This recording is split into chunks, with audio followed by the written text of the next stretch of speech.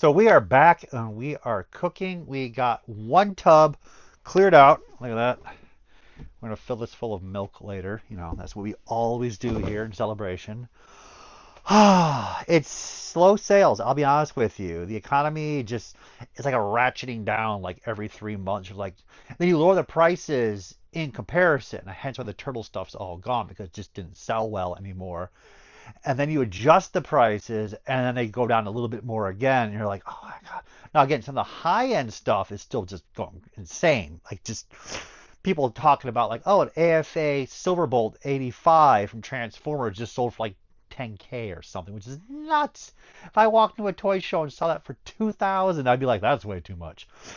So crazy times, up and down. That being said, we need to get rid of more stuff. I think it would be fun to kind of like burrow the hole in there. So I'll put some of these tubs there as I go through them. I'm not sure. So again, just to lay it all out, we haven't gone through any of this stuff yet. And the stuff that's over there was collection, which is not that bad considering how much I've gone through. And these are all up for sale online right now. And there's more for sale in the other rooms and so forth. So let's get cracking. Let's hit this guy first. He's been with me for a very long time. Check out this wrinkly ass, nasty, foreskin looking chocolate Tootsie Roll flavored, giving you the opposite of the finger. What the hell is that? There we go. There we go. There we go. What's up, guys? Oh, where do you start with a wonderful piece like this? So I was I couldn't probably form words when ET came out, and I don't understand how people find this attractive, like exciting, adorable, cute. The movie was amazing. It was heartfelt. What the hell are you talking about? I haven't seen the whole movie, I'll be honest with you, but I've seen enough where like I guess in the very early 80s they hadn't experienced the better later 80s films. So like this to them was great. While I'm just freaked out. If somebody posted on Twitter that if I saw ET in the backyard, me and my friends, we'd beat him to death with a hammer, and I'm on board with that. I have no idea what's cooking. And I'll actually, if I think about it a little bit further, you don't see much ET stuff. You don't see people going, "Oh my God, I love ET so much. We need more toys. We need more plushies. We need more stuff." The franchise is dead. Gremlins, they're still pumping it out, and it deserves to be pumped out. E.T. can just die. So that being said, this is a Canadian-only exclusive E.T. plush by the company Regal, or Regal. Bah. They're the company that produced the Chewbacca Star Wars hand puppet and the wonderful Jawa plush from Canada, which is one of my favorite Star Wars toys ever. Again, I can't say they didn't miss the mark because ET looks this hideous almost, but yeah, technically they try to cutesify him. It just you can't do it. They probably had board meetings for weeks and months, tearing what little hair they had out of their heads, trying to figure out how to make E.T. into a plush that a kid wants to touch. And this is what they came up with. And my God, like, that's its mouth. Look at this. Look at this. Ugh. Put a little cigarette in there. That'd be fine. A little joint. That'd be funny. Oh my God, it's horrifying. So this has been with me for a very long time, and I didn't give him as much love as I should have. I just bought it because it was a cool, rare toy. I have a Jawa plush. It was back in the day. I bought like for $30. Funny enough, there's a guy who I met at the Kane County Toy Show. Let me zoom up. Yeah, you guys don't need that. Oh my God, it's like a Ring doorbell. This is nightmare fuel right there. Wants your home. So the person who sold to me was at the King County Toy Show in Chicago and recognized me somehow. I don't know how it all went down. This is years ago. And he actually wants E.T. back. Like this is the exact one he has as a child. Oh my God. Now that's pretty funky. Like, yes, yes, yes, yes, yes, yes. I think he wants to go back home. Okay. Well, that's not your choice. You're going back to Canada. Too bad. So I'm gonna post it online, find the guy again, and give him a home, because at this point, like, I I thought it was a neat, unique, fun piece. I've never seen one ever since. I have no idea what the hell it's worth. But again, it's ET, so it's like not buku bucks. But nonetheless, he needs to get out of here, and that's fine. That is just a weird, funky toy. So that being said, we're gonna move on to tubs. So this tub we're not gonna go through. And I know you want me to go through it, but we're not going to go through it. We're not prepared. You are not ready to go through an entire master box of carded GoBots and Machine Robo and international pieces. This is just one of a few. I do have a full set. So we're talking like international. We're talking crazy stuff. Not that crazy. But we have a nice Leader 1 here. Look at that. And back in the day, I would go out and collect all these figures for cheap. Like they were 30 bucks, 20 bucks. I have a sealed master case of GoBots over there still carded in the case. I mean, it was great. It was fun. I was buying the hologram versions. I was documenting them. It was fun. And I still like these guys a lot. All the variant. We got a variant right here. Now that we got Bolt on the UK card. Tank Buster.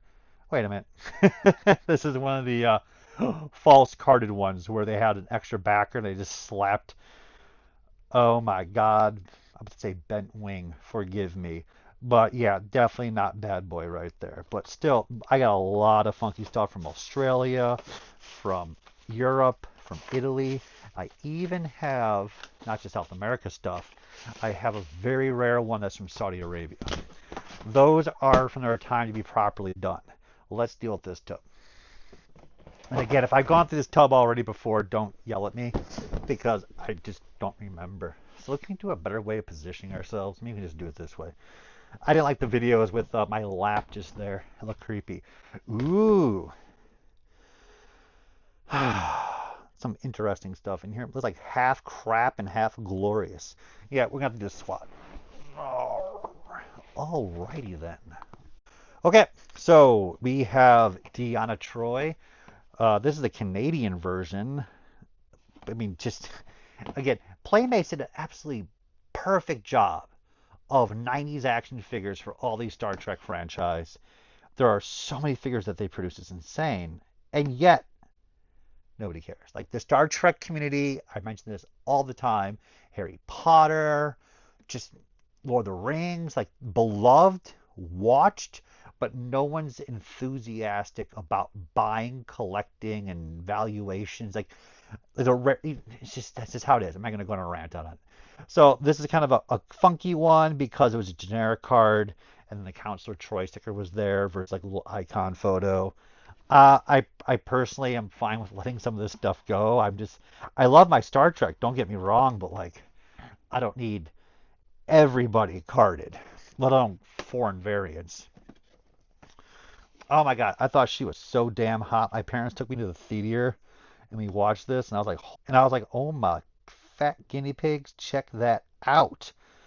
I forgot, but she was a model, if I'm correct. I remember like reading a little bit about her, and they brought her in for the film. That's pretty cool. She's probably a little more uncommon, but we're talking like $5 on eBay, and then being uncommon, she's like $6.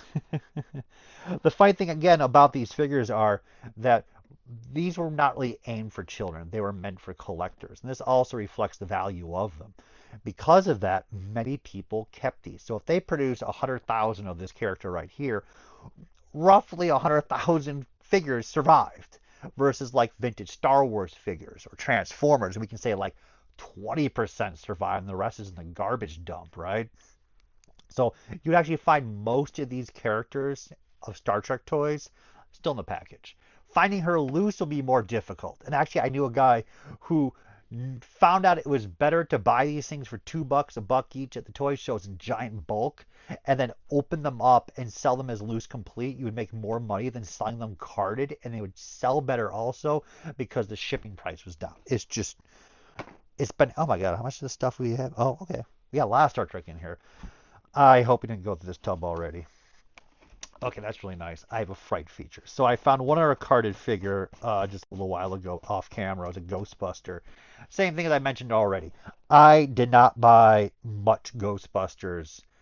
Fright features, super fright features, slimed heroes, all of that carded because I just magically felt it'd be available to me at some point in the future. And of course, now the market's just absolutely up there. So this is a wonderful piece in general. And look at that, all those figures they produced. I love the line.